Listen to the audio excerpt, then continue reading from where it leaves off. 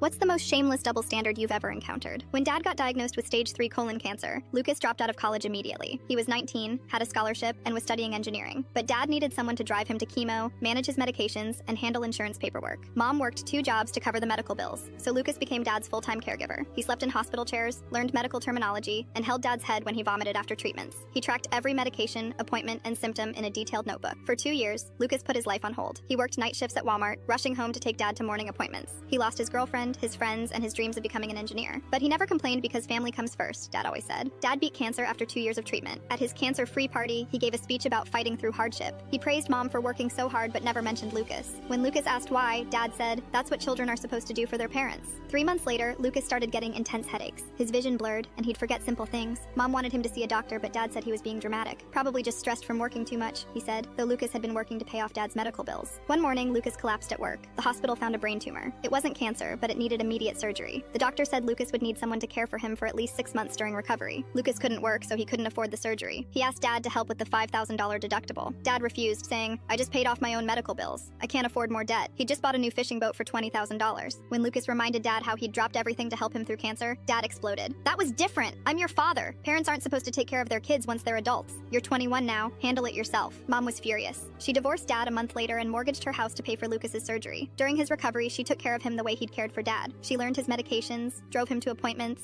and held him when the pain was too much. Dad never visited Lucas in the hospital. Instead, he posted on Facebook about how ungrateful today's generation is, expecting handouts from their parents. He even complained that Lucas and Mom had abandoned him right after his cancer battle. Lucas recovered fully after 8 months. He moved in with Mom, went back to college, and is finishing his engineering degree. Dad still tells everyone how he fought cancer alone, while his family abandoned him. Last week, Dad called Lucas. He's been diagnosed with cancer again and needs someone to help him through treatment. "Family has to stick together," he said. Lucas hung up the phone and blocked his number.